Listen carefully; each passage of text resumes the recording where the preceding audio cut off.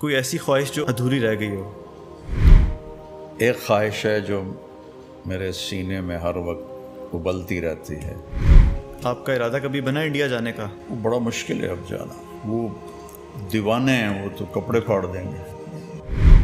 اور عزت کی ہوس رکھنے والا جیسے اپنے دین کو تباہ کرتا ہے، ایسے بھیڑیے بھی بکریوں کو اتنا تباہ نہیں کرتے۔ کبھی ایسا سوچتے ہیں کہ یہ شہرت نہ ہی ہوتی میں بھی ایک عام انسان کی طرح اپنی زندگی گزارتا؟ یہ خیال آتا ہے دل میں؟ قدرت کا نظام تھا کہ اختلاف ہونا تھا، یہ رہے گا۔ اختلاف کے آداب ہیں، تو کوئی چرس بھر رہی ہے، کوئی نشہ کر رہی ہے، کوئی نشہ کر رہی ہے۔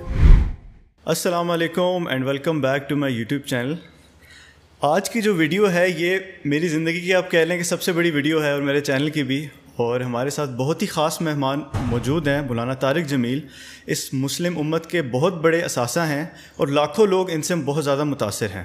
میں خود ان سے بہت زیادہ متاثر ہوں، اور جب بھی کبھی مجھے رہنمائی کی ضرورت پڑتی ہے، مولانا ہمیشہ پیار، محبت اور شفقت کے ساتھ میری رہنمائی کرتے ہیں۔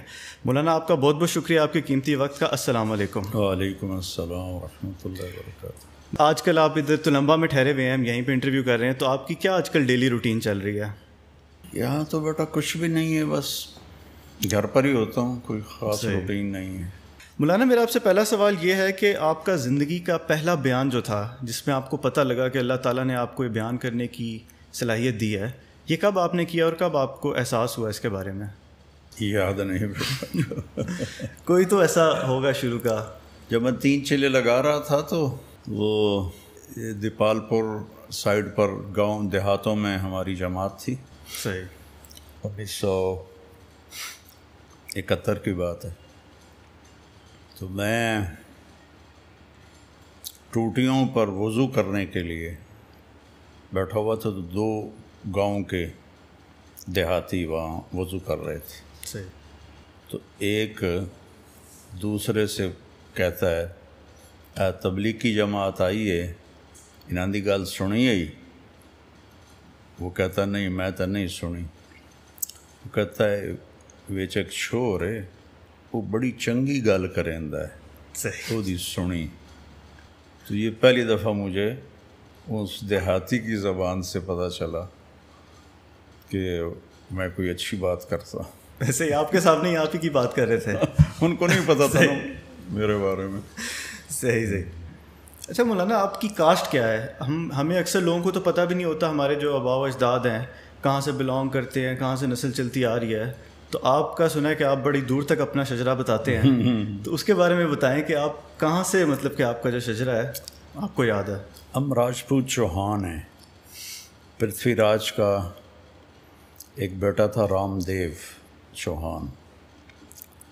جب پرتھوی راج کو شکست ہوئی 1191 میں، شہاب الدین غوری رحمۃ اللہ علیہ نے اسے شکست دی، پھر اسے قتل کیا اور چوہانوں کی حکومت ختم ہوئی۔ انڈیا میں سب سے لمبی حکومت چوہانوں نے کی ہے، 600 سال۔ 600 سال کسی خاندان کی حکومت نہیں ہے۔ تو یہ واحد راجپوتوں کی شاخ ہے جنہوں نے 600 برس حکومت کی۔ تو ان میں سے اس کا ایک بیٹا تھا رام دیو، وہ خواجہ معین الدین چشتی رحمہ اللہ تعالیٰ کے ہاتھوں پہ مسلمان ہوا۔ تو ہم لوگ اس کی نسل میں سے ہیں۔ صحیح صحیح۔ شیر شاہ سوری کے زمانے میں ہماری تلمبے پر حکومت تھی۔ ہمارے آباء و اجداد وہاں سے بیکانیر، اجمیر سے، پتہ نہیں کب، جب وہ رام دیو مسلمان ہو گیا تو وہاں سے شفٹ کر گیا۔ تو وہ پہلے جو اس پنجاب میں ان کی آمد ہوئی ہے وہ اکاڑا میں ہوئی ہے، کئی سو سال پہلے۔ پھر وہ یہاں آئے اور یہاں جنگجو لوگ تھے، انہوں نے تلمبے پہ قبضہ کر کے اپنی حکومت بنا لی تھی۔ اور پھر اس کے بعد اکبر، جلال الدین اکبر نے جب ملتان فتح کیا تو اس نے تلمبا بھی فتح کیا اور ہماری حکومت ختم ہوئی، لیکن ہم یہاں کے سب سے قدیم باشندے ہیں۔ صحیح صحیح۔ اس علاقے کے۔ صحیح۔ اچھا، یہ وجہ ہے کہ آپ کے اکثر بارے میں سننے کو ملتا ہے کہ آپ زمیندار، آپ کی فیملی ہے، تو یہ حکومت آپ کی چلتی آ رہی ہے یہاں پہ کافی عرصے سے۔ جی جی جی جی۔ صحیح صحیح۔ اچھا مولانا، آپ اپنے ایک انٹرویو میں آپ نے بتایا تھا کہ بڑی چھوٹی عمر سے آپ نے جو ہے سگریٹ پینے کی عادت آپ کو لگ گئی تھی، تو اس کے بارے میں بتائیں کہ کس عمر میں لگی اور وہ کیسے عادت لگ گئی آپ کو؟ وہ رات کو بیٹھتے تھے سارے ہم چھوٹے چھوٹے بچے، تو اس وقت کا جو سوشل میڈیا تھا وہ سارے مل کے بیٹھتے، کوئی ایک ان میں بڑا بیٹھ کے کہانیاں سناتا تھا، صحیح. تو ہم وہ ان سے شوق سے رات کو کہانیاں سنتے تھے، اس میں وہ سگریٹ پیتے تھے، تو بڑے تھے ہم چھوٹے تھے، صحیح. تو ان کو دیکھ کر مجھے شوق ہو گیا میں بھی پیوں، صحیح. تو اس طرح شروع کر دیا. اور اس وقت آپ کی کیا عمر تھی؟ ہوگی کوئی میرے خیال میں 8-9 سال. 8-9 سال. صحیح صحیح. اچھا مولانا، ہر شخص کی زندگی کے اندر جو ہے اتار چڑھاؤ آتا ہے، کبھی خوشی کا موقع، کبھی غم کا موقع. تو زندگی میں آپ کو سب سے زیادہ تکلیف کس چیز سے پہنچی ہے؟ زندگی ایک موٹر وے نہیں ہے کہ جیسے ہارٹ کی ECG ایسے ایسے چلتی ہے نا زگ زیگ، تو لائف بھی اس طرح چلتی ہے، اس طرح چلتی ہے. اس میں دکھ بھی آتے ہیں، پریشانیاں بھی آتی ہیں، خوشیاں بھی آتی ہیں، ولادت بھی ہوتی ہے، موت بھی ہوتی ہے. تو زندگی کی اصل تو جو خوشی اللہ نے رکھی ہے وہ جنت میں رکھی ہے، اور زندگی بھی اصل اللہ نے جنت میں رکھی ہے. یہ امتحان کی جگہ ہے، یہاں ہر آدمی کوئی نہ کوئی مسائل فیس کر رہا ہوتا ہے. تو میری زندگی شروع سے ہی سفری بن گئی.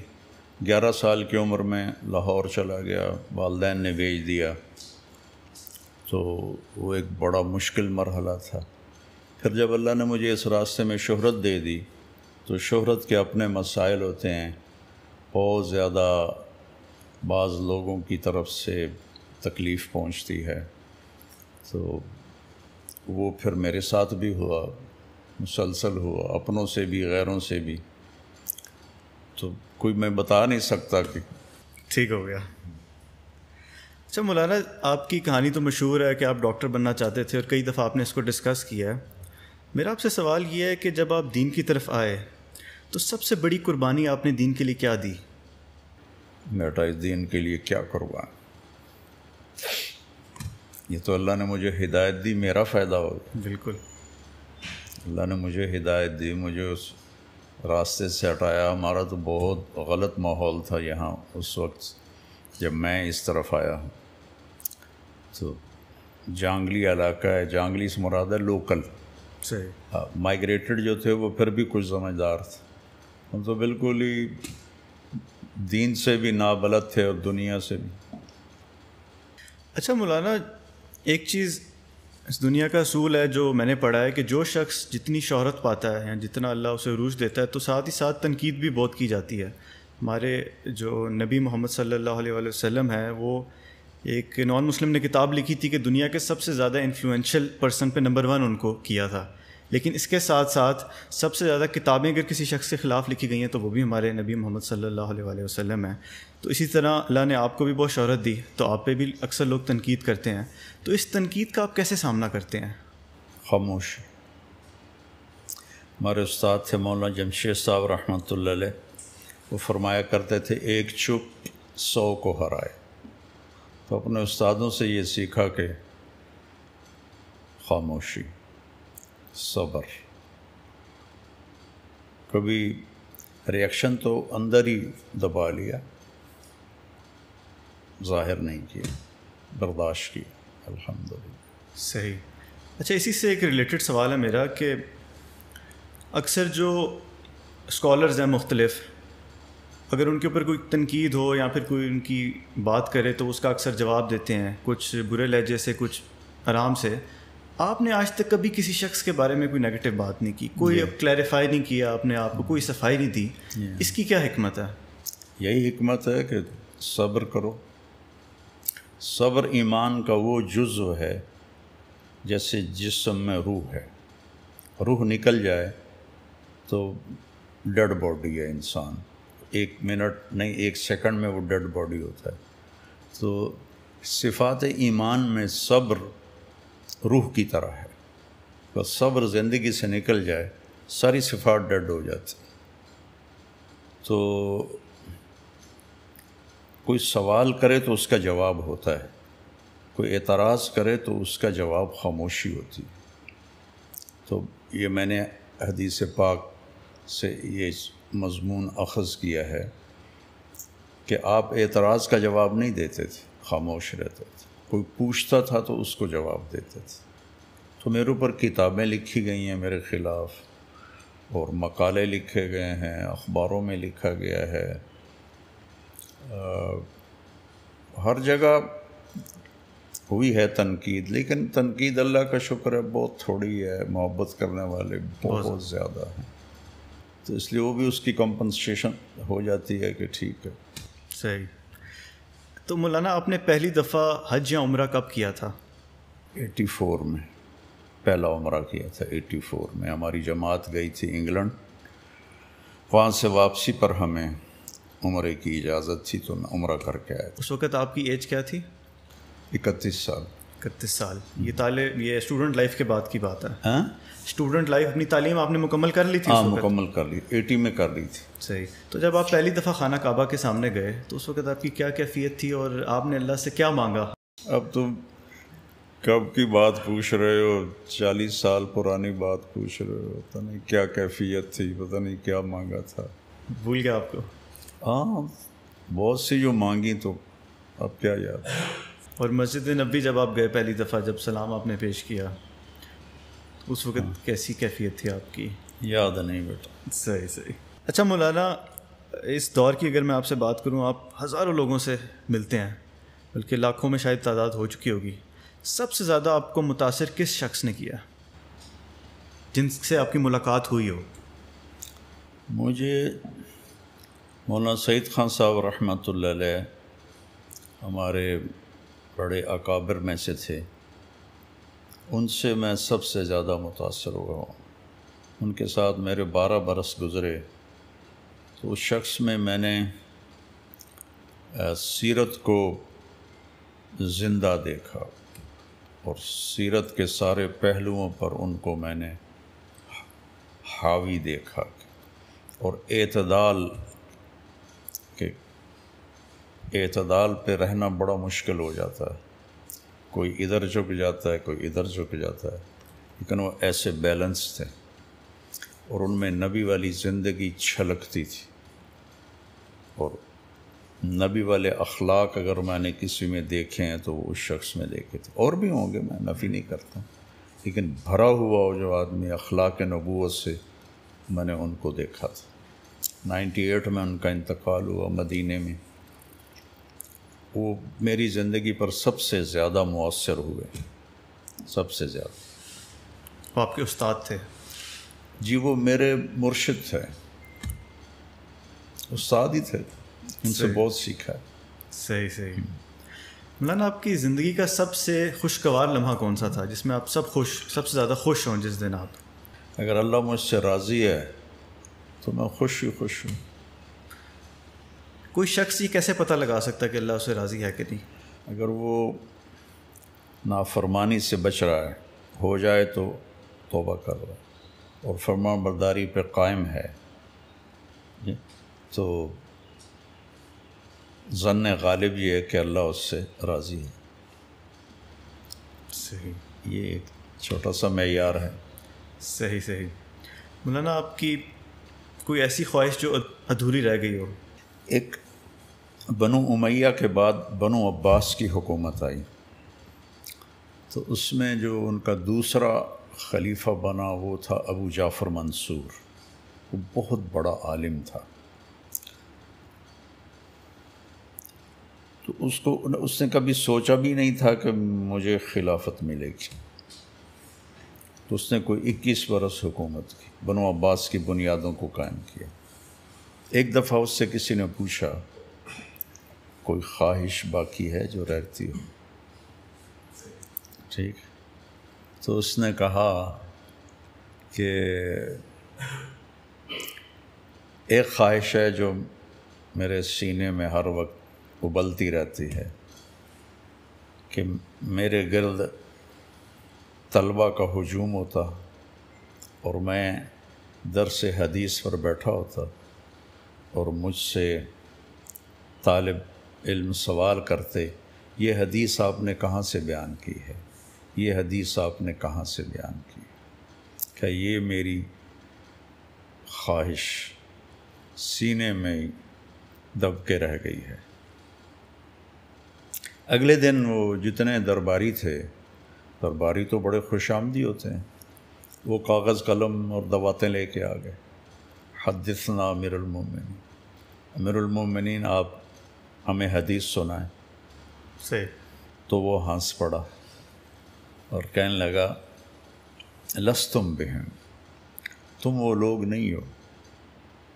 لستم بہم ایک محاورہ ہے جس کا اردو میں ترجمہ ہے یہ منہ اور مسور کی دال۔ صحیح، سنا ہوا ہے یہ منہ اور مسور کی دال؟ ہاں۔ یہ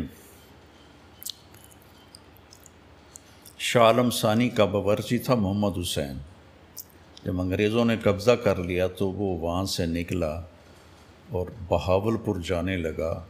وہاں عباسی مسلم ریاست تھی، وہاں راستے میں پڑ گیا رنجیت سنگھ، اس سے ملا تو اس نے کہا تو میرے پاس ہی نوکری کر لے، وہاں جانے کی بجائے تمہارے پاس کر لیتا ہوں۔ اس نے کہا تو تنخواہ کیا لوگ؟ کہا شاہ عالم تو مجھے 300 روپے اور روٹی دیتا تھا 2 وقت کی۔ اس نے کہا یہ تو بہت زیادہ ہے، میں تو 100 روپیہ دے سکتا ہوں، میں تو صرف پنجاب کا حکمران ہوں، وہ تو ہندوستان کا تھا۔ کہا چلو ٹھیک ہے، 100 روپیہ بھی ٹھیک۔ تو اس نے کہا میرے گھر کے 16 فرد ہیں اور تم نے 1 ہفتہ کھانا بنانا ہے، ہفتے کے بعد مجھے بل دینا ہے کیا خرچ ہو۔ اس نے پہلے دن مسور کی دال بنائی، تو اس کی ایک رانی جندہ تھی چہیتی بڑی، اس کے آخری بیٹے دلیپ سنگھ کی ماں، انہیں جب نوالا لیا تو کہنے لگی یہ کس نے بنائی ہے دال؟ کہا نیا باورچی ہے، کہ پورا ہفتہ دال بنے گی مسور کی، ایسی مزے کی ہے۔ تو نے پورا ہفتہ دال بنائی، ہفتے کے بعد اس نے حساب مانگا تو اس نے 72 روپے حساب دیا۔ میں کہا تیرا بیڑا غرق ہو جائے، تو نے دال پہ 72 روپے لگا دی، تو میرا خزانہ خالی کرے گا۔ نے کہا دال تو 2 آنے کی لگی، 71 روپے 14 آنے کے مسالے لگے ہیں۔ انہوں نے کہا بھائی تو میرے وارے کا نہیں ہے، جا۔ میں نے کہا میں بھی اس سے کم درجے پہ نہیں آ سکتا، وہ نکل پڑا۔ دوپہر میں جب کھانا آیا تو مرغا بنا ہوا تھا، تو جندہ نے بوٹی نوچی اور دیوار پہ ماری۔ کس نے بنایا ہے یہ سارا؟ کہا نیا باورچی ہے۔ کہا تو محمد حسین کدھر ہے؟ کہا اس نے اتنا خرچہ کر دیا تھا۔ انہوں نے کہا جو بھی اس کو واپس لاؤ۔ تو اس نے پیچھے آدمی دوڑایا تو یہ جو لاہور سے نکلتے ہوئے بھائی پھیرو ایک جگہ تھی جس کا آج کل نام پھول نگر ہے، یہاں پر وہ پکڑا گیا۔ انہوں نے کہا چلو تمہیں مہاراج بلاتے ہیں۔ انہوں نے کہا یہ منہ اور مسور کی دال، جو میں نہیں جاتا، اور ان سے الجھ پڑا اور مارا گیا، واپس نہیں گیا۔ تو ابو جعفر نے کہا یہ منہ اور مسور کی دال، تم وہ نہیں ہو، وہ اور لوگ ہوتے ہیں۔ انما هم الدنسۃ ثیابهم، ان کے کپڑے میلے ہوتے ہیں۔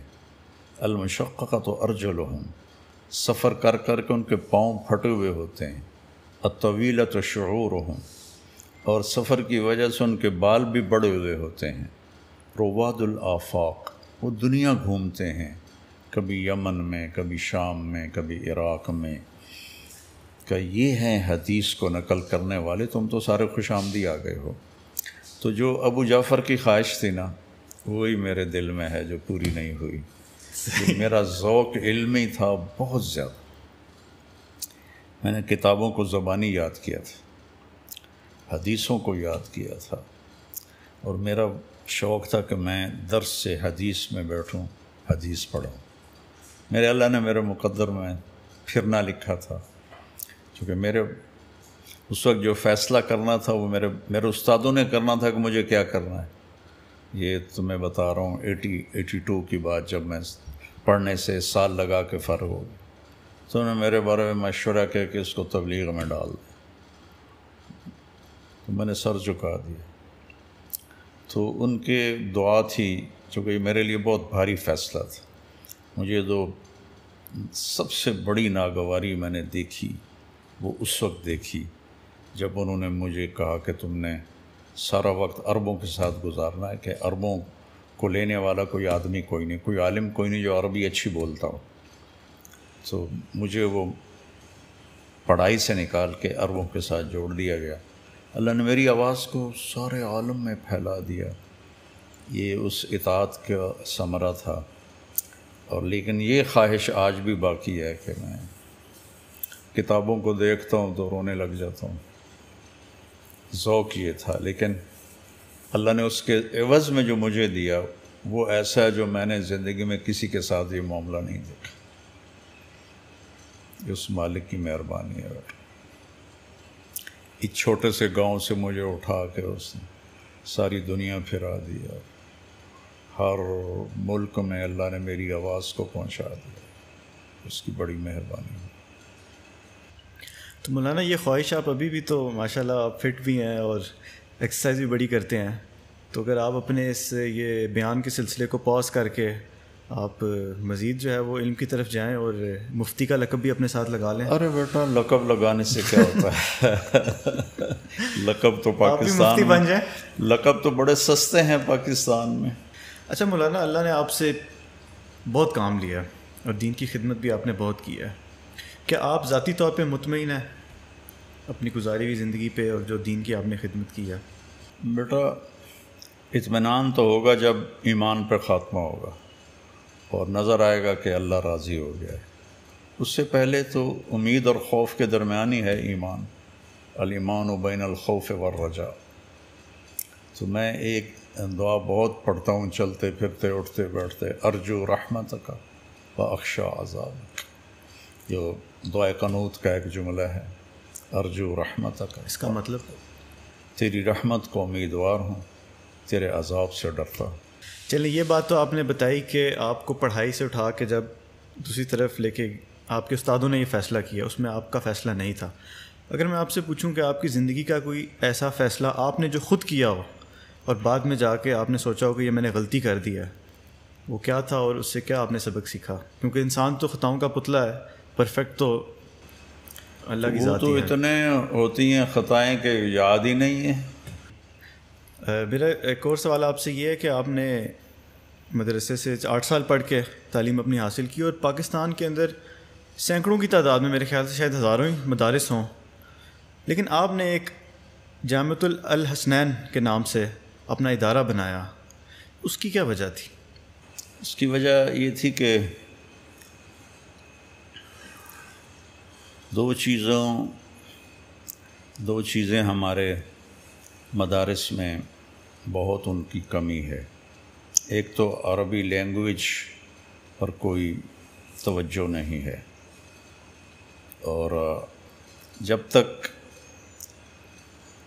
آپ عربی کو اچھی طرح نہیں سمجھتے تو قرآن یا حدیث کی جو خوبصورتی ہے وہ آپ پہ نہیں کھل سکتی. تو اس لیے میں وہاں رائمنڈ میں اپنے ذوق سے میں عربوں کے کمرے میں جاتا اور ان سے بولتا تھا کہ میری اللہ کرے میری زبان چل پڑے. تو مجھے اس کا بہت فائدہ ہوا. جب میں عملی میدان میں آیا تو عربوں میں جا کر اللہ تعالیٰ نے مجھ سے بہت کام لیا، اور سارے عرب حیران ہوتے تھے کہ یہ تم تو پاکستانی نہیں ہو، تم تو عربی ہو، تم ایسی عربی بولتے ہو کہ ہم بھی نہیں بولتے. تو اس سوچ کی وجہ سے میں نے ایک ایسا ادارہ بناؤں جس میں بچوں کو تعلیم عربی میں ہو، عربی لینگویج ہو.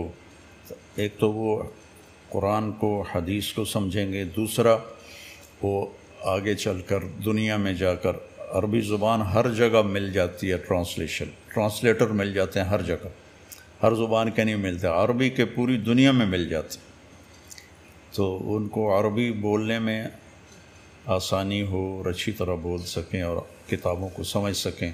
اس لیے میں نے یہ الگ سے نظام شروع کیا تھا. اچھا مولانا، آپ نے کچھ عرصہ پہلے MTJ برانڈ اپنا لانچ کیا. تو میرا سوال یہ تھا کہ اس کا خیال آپ کو کیسے آیا، اور یہ تو آپ کو میرے خیال سے بہت پہلے ہی قدم اٹھا دینا چاہیے تھا، تو اتنا لیٹ جا کے کیوں آپ نے یہ فیصلہ کیا؟ بیٹا اللہ تعالیٰ جب کسی چیز کو وجود دیتا ہے تو اس کا ٹائم بھی ہوتا ہے.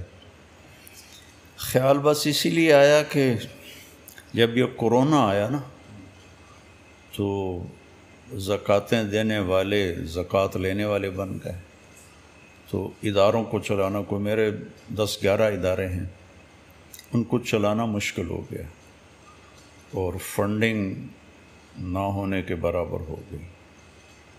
تو اس وقت پھر مجھے خیال آیا کہ اگر کوئی ایسا سلسلہ اللہ مجھ سے کروا لے کہ یہ جو ہمارے ادارے ہیں انڈیپینڈنٹ ہو جائیں، ہم کسی سے مانگے نہیں بلکہ مدرسہ کی اپنی جو آمدنی ہے اس سے مدارس چلیں، یہ خیال آیا. تو اس میں میرا کوئی دنیاوی پروفٹ لینا یا تجارت کرنا مقصد نہیں ہے. اس سے جتنا بھی میرے حصے میں آئے گا وہ سارا مدارس پہ لگے گا، اور میرے مرنے کے بعد بھی وہ مدارس کو جائے گا. اس لیے خیال آیا کہ مدارس انڈیپینڈنٹ ہو جائیں. اچھا مولانا، شہرت جب انسان کے پاس آتی ہے، جیسے آپ نے پہلے بھی بات کی ہے کہ اس کے اپنے مسائل ہوتے ہیں اور تکبر بھی انسان کے اندر آنے کا خطرہ بڑھ جاتا ہے، تو آپ کو تو اللہ تعالیٰ نے بہت زیادہ شہرت دی، تو آپ پھر اس فتنے سے بچنے کے لیے کیا مطلب چیزیں کرتے ہیں، شہرت سے بچنے کے، تکبر سے بچنے کے لیے؟ بیٹا اصل تو توفیق اللہ کی ہے، اسی نے مجھے اس کی خیر نصیب فرمائی ہے، اس کے شر سے بچایا ہے. اس کا شر ہے کہ میں اپنی شہرت کو مال بنانے میں لگاؤں اور اپنی بڑائی کو کیش کرنے میں لگاؤں. یہ اس کی مصیبت ہے اور اس کی بہت بڑی اس کے اندر چھپی ہوئی یہ آزمائش ہے. آپ نے فرمایا کہ 2 بھوکے بھیڑیے وہ بکریوں کو اتنا نہیں پھاڑتے جتنا پیسے کی ہوس رکھنے والا، طلب نہیں، طلب تو حلال ہے، ہوس رکھنے والا اور عزت کی ہوس رکھنے والا جیسے اپنے دین کو تباہ کرتا ہے، ایسے بھیڑیے بھی بکریوں کو اتنا تباہ نہیں کرتے. تو اللہ تعالیٰ سے ایک اپنے بڑوں کی دعا، ان کی صحبت، اور جب اس قسم کا مجمع ہوتا ہے تو میں موت کو یاد کرتا ہوں، آخرت کو یاد کرتا ہوں، قبر کو یاد کرتا ہوں. لوگ میرے گرد ہوتے ہیں، میں زمین پہ نظر رکھتا ہوں کہ اس کے نیچے جانا ہے، جو ظاہری ایک سبب ہے، باقی توفیق تو اللہ دیتا. بہت مشکل کام ہے، شہرت کو ہضم کرنا بہت مشکل کام. اللہ نے فضل کیا بیٹا، اللہ نے مجھے آج تک تو بچایا ہوا ہے، کل کی قسم نہیں دے سکتا. کبھی ایسا سوچتے ہیں کہ یہ شہرت نہ ہی ہوتی میں بھی ایک عام انسان کی طرح اپنی زندگی گزارتا؟ یہ خیال آتا ہے دل میں؟ نہیں، دیکھو نا، اگر گاہک نہیں آئیں گے تو سودا کیسے بکے گا؟ دکاندار کی خوشی تو اس میں ہے کہ اس کی دکان گاہکوں سے بھری ہوئی ہو. یہ تھوڑا چاہے گا کہ میں بس آرام سے بیٹھا رہوں. صحیح. وہ تھک کے بھی ڈیل کر رہا ہوتا ہے. تو ایسے میں نے کبھی یہ نہیں سوچا کہ یہ نہ ہوتا. اس سے تو میری بات پھیلی ہے، لوگوں کے دلوں میں محبت آئی ہے، میری بات کو اللہ تعالیٰ نے قبولیت بخشی ہے، اور لوگ ہدایت پہ آتے ہیں، راہ راست پر آتے ہیں. ہدایت تو دینے والا اللہ ہے. تو ایسا مجھے شکر ادا کرتا ہوں کہ اللہ نے ایک بہت بڑی نعمت مجھے دی. صحیح. مولانا، انڈیا تو آپ کا جانا ہوا ہے، آپ کے انٹرویوز میں سنا ہے، کبھی انڈیا میں آپ نے کوئی بیان کیا ہے؟ جی، وہ اس وقت، یہ وہ وقت تھا جب میں کوئی اتنا مشہور نہیں تھا. 82 میں گیا تو اس وقت میں تازہ مدرسے سے فارغ ہوا تھا، 2 مہینے رہا وہاں. پھر 89 میں گیا، اس کے بعد نہیں گیا. وہاں میرے بہت دیوبند مدرسے میں بیان ہوا، سہارنپور مدرسے میں بیان ہوا، بہت کافی جگہوں پر. مولانا سعید خان صاحب میرے ساتھ تھے جو میں نے پہلے نام لیا. جی. میں ان کے ساتھ تھا سفر میں، تو ہر جگہ میرا، علی گڑھ یونیورسٹی میں میرا بیان ہوا. علی گڑھ یونیورسٹی میں؟ ہاں، لیکن اس وقت میں اتنا مشہور نہیں تھا. تو شہرت پانے کے بعد آپ کا ارادہ کبھی بنا انڈیا جانے کا؟ وہ بڑا مشکل ہے اب جانا، اب مشکل ہے. وہ دیوانے ہیں، وہ تو کپڑے پھاڑ دیں گے. وہ بہت محبت کرتے ہیں آپ سے. جی بہت محبت کرتے ہیں. ملک کے حالات ہمارے کافی خراب ہوتے جا رہے ہیں وقت کے ساتھ ساتھ. کبھی آپ کو یہ خیال آیا کہ یہ ملک چھوڑ کے چلا جاؤں؟ نہیں، کبھی نہیں خیال. ملک کے بہتر ہونے کی دعا کرتا ہوں، روزانہ نفل پڑھتا ہوں، دعا کرتا ہوں جو میرے بس میں ہے، اور اللہ سے امید رکھتا ہوں کہ شاید اللہ کوئی اچھے حالات بھی کرتا. لیکن چھوڑنے کا کبھی خیال نہیں آیا؟ نہیں، چھوڑنے کا خیال کر. لیکن لوگ آپ کو یہ مشورہ تو دیتے ہوں گے، آپ کے قریبی لوگ یا پھر دوست وغیرہ؟ نہیں. مولانا آپ کے انٹرویوز میں کچھ میں نے سنا تھا کہ آپ کا شاید اپنے والدین سے یا شاید اپنے والد صاحب سے اتنا وہ گہرا تعلق پیار محبت والا نہیں بن سکا بچپن میں دوری کی وجہ سے. تو اگر آج کل کے کوئی نوجوان ہے وہ سیم سچویشن میں سے گزر رہے ہیں، اگر ان کا بھی نہیں بنتا تو وہ کس طرح اس سچویشن کو ہینڈل کریں؟ یہ تو والدین نے ہینڈل کرنا تھا. ان کو اپنے ساتھ رکھیں، ان کو ٹائم دیں. ٹائم نہیں دیتے والدین، صرف ان کے کھانا پینا، کپڑے، جوتا، بس یہیں تک ان کی ہوتی ہے. بچوں کے ساتھ جو ایک رابطہ اور تعلق ہے، لیکن یہ اچھے انسان بنیں، اچھے اخلاق والے بنیں، اس نظریے سے والدین کی کوئی ایفرٹ نہیں ہے. اے آ جائے، کتنے اے لیے، بی کیوں آ گیا، سی کیوں آ گیا، اسی میں ہی گم ہو گئی ہے والدین کی ساری محنت اور کوشش. تو چلیں، والدین نے تو چھوڑ دیا بچوں کو، اب بچہ بڑا ہو گیا، اس کو احساس ہو گیا اس بات کا کہ والدین نے نہیں وہ کام کیا، اس کے دل میں اب محبت ہی نہیں آ رہی اپنے والدین کے لیے. اب یہ ایک نیچرل چیز ہے، یہ نیچرل. میری 11 سال عمر تھی جب مجھے لاہور بھیج دیا، تو 3 سال میں روتا رہا گھر کی یاد، 8ویں تک. پھر دل پھر گیا وہاں سے. پھر وہ کبھی دوبارہ وہ جذبہ، وہ جوش کبھی نہیں پیدا ہوا. تبلیغ میں لگنے کے بعد عقلی طور پر میں ان کی اطاعت، فرما برداری اور ان کی خدمت ہر طرح کی کرتا تھا. لیکن جس طرح میرا چھوٹا بھائی اپنی ماں کی خدمت کرتا تھا، یہ جذبے اندر سے جذبہ وہ میرے اندر نہیں پیدا ہوتا تھا، یہ خلا پیدا ہو گیا تھا. 3 سال کے بچے کو اسکول بھیجنا بہت بڑا ظلم ہے. ماں باپ خود اس کو کٹ آف کر رہے ہیں اپنے آپ سے. 3 سال کے بچے کو ماں کی گود چاہیے، باپ کا سایہ چاہیے، وہ اسے اسکول بھیج دیتے. جو ماں اپنا 2 بچے نہیں سنبھال سکتی تو ٹیچر جو معمولی سی تنخواہ لیتی ہے وہ 20 بچوں کو کیسے سنبھالے گی؟ یا ان کی وہ ہمدرد کیسے ہو سکتی ہے جیسے ایک ماں ہو سکتی ہے؟ ایک لطیفہ ہے، ایک ٹیچر پڑھا رہی تھی بچوں کو، بیٹا CUP سپ کہو. تو بچوں نے کہا جی CUP مس کپ ہوتا ہے، کہ نہیں CUP سپ. بچوں نے پھر کہا مس CUP کپ ہوتا ہے. انہوں نے کہا اتنی تھوڑی تنخواہ میں CUP سپ بھی رہے گا، کپ نہیں ہو سکتا. تو بیچاری ٹیچرز کیسے بچوں کی تربیت کر سکتے؟ اتنے میں اتنا ہی ہوگا. صحیح. اچھا مولانا، آپ کے نا بالی ووڈ کے اندر بڑے فنکاروں سے ملاقاتیں رہیں، وہ آپ سے متاثر بھی ہوتے ہیں، بالی ووڈ کے جو ایکٹرز ہیں. سنتے بھی ہیں مجھے. آپ کو بالکل سنتے بھی ہیں، بلکہ بڑا مشکل ہے کہ اس فیلڈ کے لوگوں کو متاثر کرنا، اور میرے خیال سے آپ شاید ایک واحد پرسنالٹی ہیں. آپ کو سب سے زیادہ مل کے کس سے مزہ آیا، یا آپ کو کون اچھا لگا زیادہ؟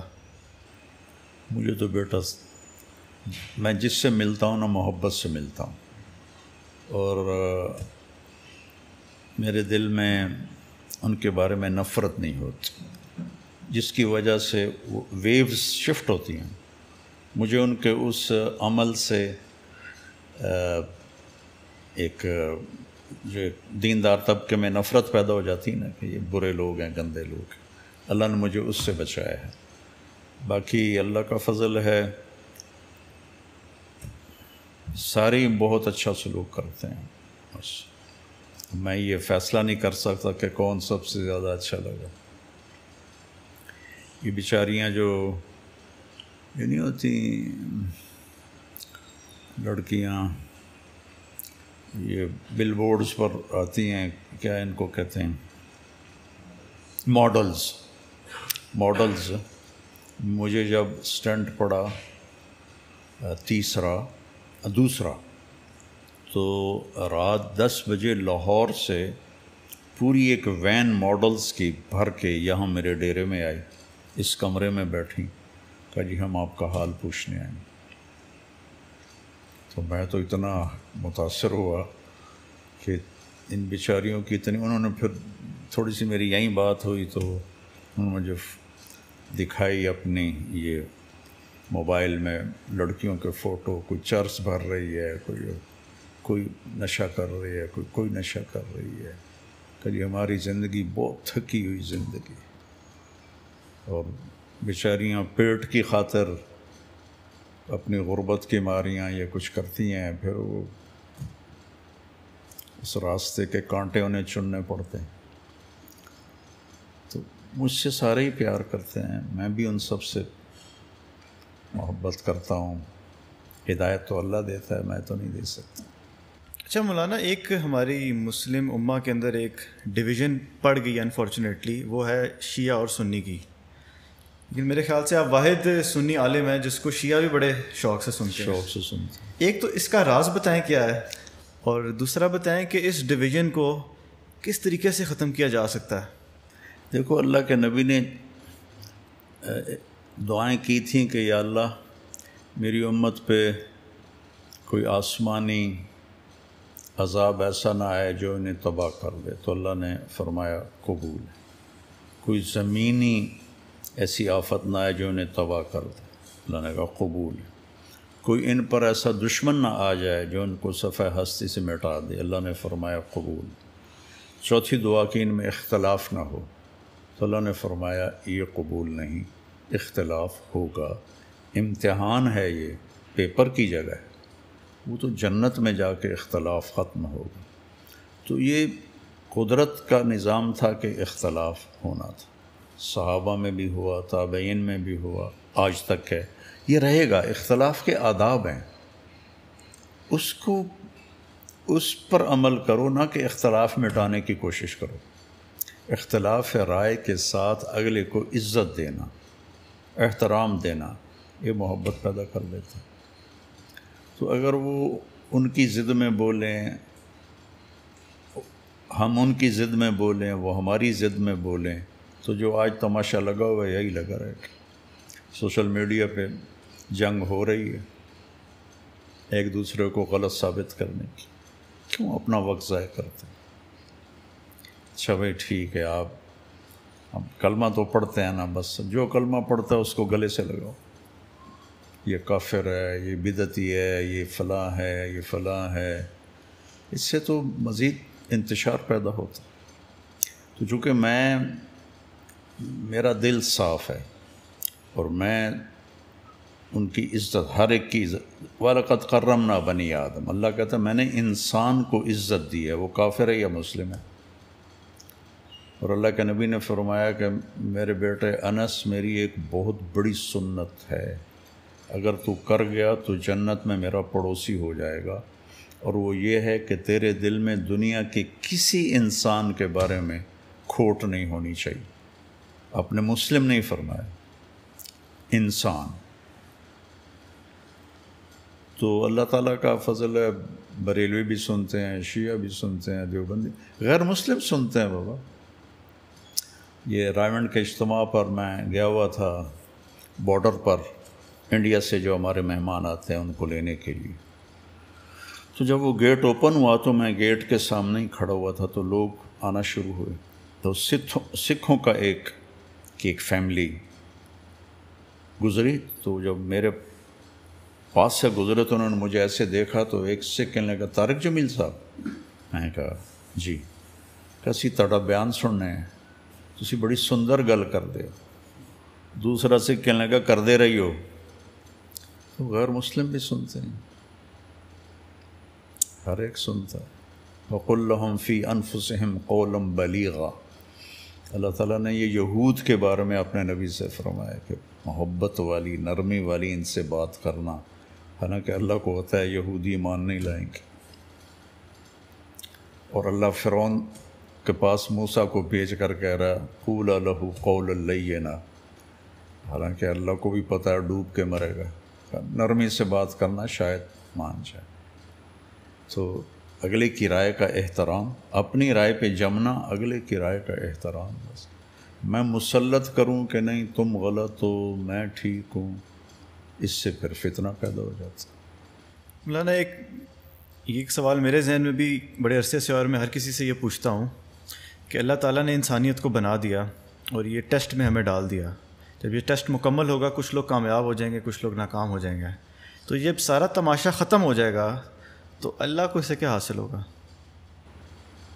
یہ اللہ سے ہی پوچھیں گے جا کے یا ہم کیا کہہ سکتے، اس کا کوئی جواب نہیں۔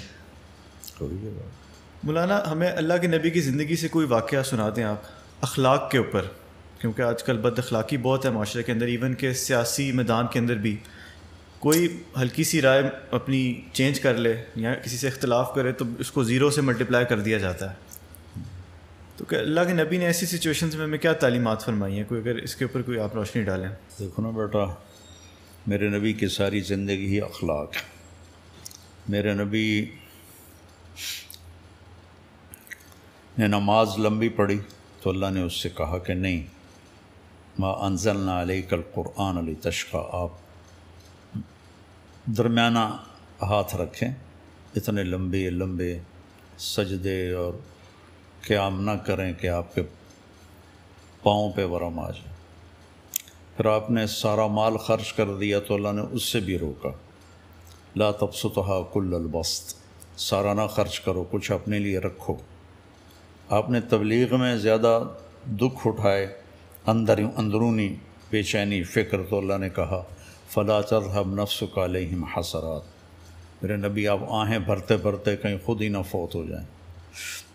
لیکن جب اللہ کے نبی کے اخلاق کی باری آئی تو اللہ نے یہ نہیں کہا کہ آپ میانہ روی اختیار کریں، اللہ تعالیٰ نے نون والقلم وما یسطرون،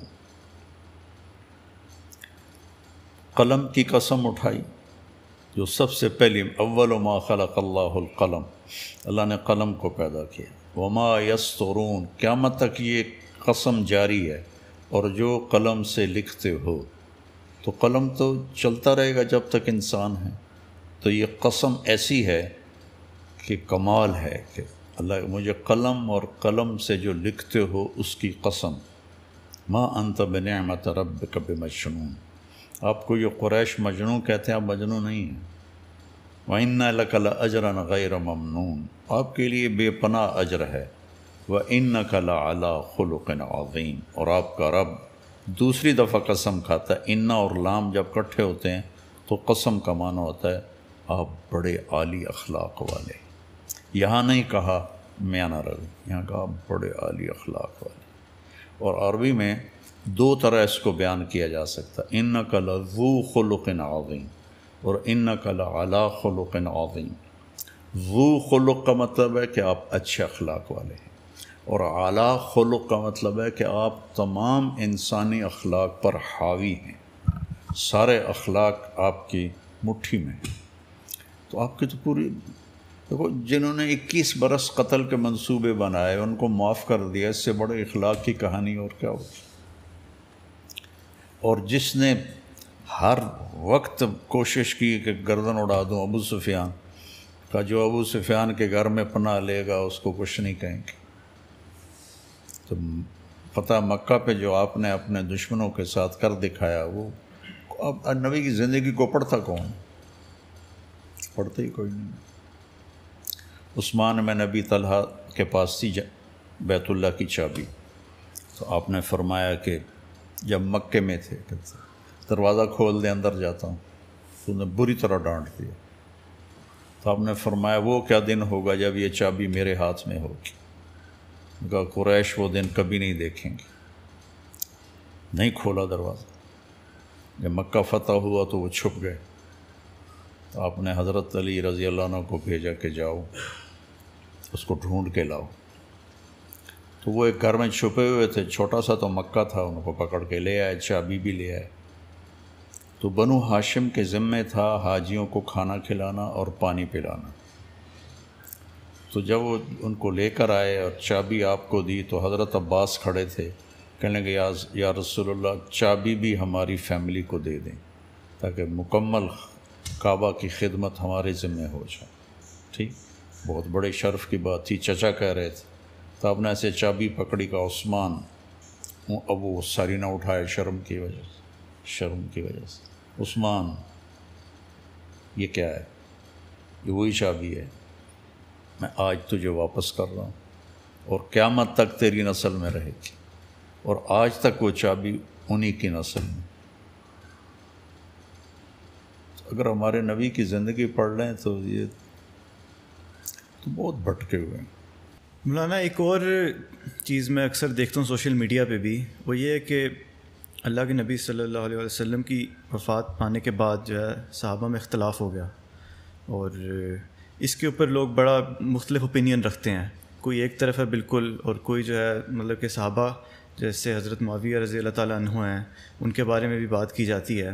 تو وہ پس منظر سارا کیا تھا، اور ان کے اختلاف جو صحابہ کا اختلاف ہوا ہے اس کے اوپر ہمیں کیسا اپنا رویہ رکھنا چاہیے؟ امام احمد بن حنبل رحمہ اللہ سے کسی نے یہی سوال کیا تو انہوں نے فرمایا بیٹا تلک امت قد خلت لہا ما کسبت ولکم ما کسبتم ولا تسألون عما کانوا یعملون۔ بیٹا وہ لوگ تھے جو گزر گئے، جو اچھا کیا ان کو ملے گا، جو برا کیا ان کے سر پہ پڑے گا، اور تم سے نہیں پوچھا جائے گا کہ وہ کیا کرتے تھے۔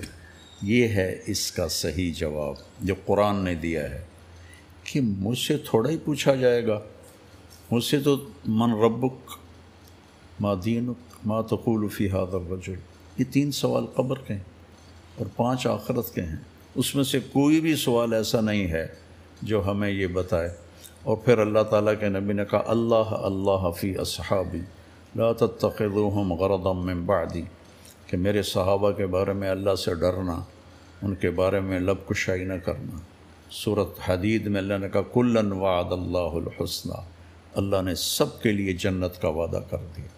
اب میں بیٹھ کے کسی کو جنتی بناؤں کسی کو جہنمی بناؤں میری مجال ہے، تو اپنا دامن خراب کرنے والی بات۔ تو اس لیے مجھ سے تو میرے بارے میں پوچھا جائے گا کہ میں نے زندگی کیسے گزاری، اور وہ واضح سوالات ہیں۔ یہ وہ مباحث ہیں جن کو چھیڑ کر خلجان بڑھے گا، فائدہ کوئی نہیں ہوگا۔ بشر تھے، ان سے غلطیاں ہوں، کوئی وہ نبی نہیں تھے، معصوم نہیں تھے، لیکن اللہ نے ان کی غلطیوں کو معاف کر دیا ہے، تو میں اب یہاں دوبارہ ان کی غلطیوں کو اکھاڑوں، حضرت معاویہ رضی اللہ عنہ کی غلطیوں کو بیان کروں، یہ بہت بری بات ہے، اس سے بہت بچنا چاہیے۔ صحیح۔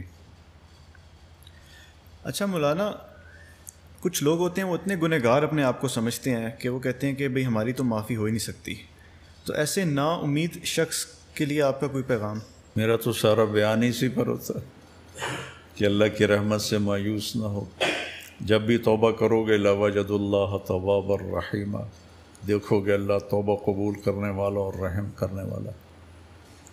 مایوسی کی تو بات ہی نہیں، جب اللہ ہی کہتا ہے کہ جب بھی توبہ کرو گے میں معاف کر دوں۔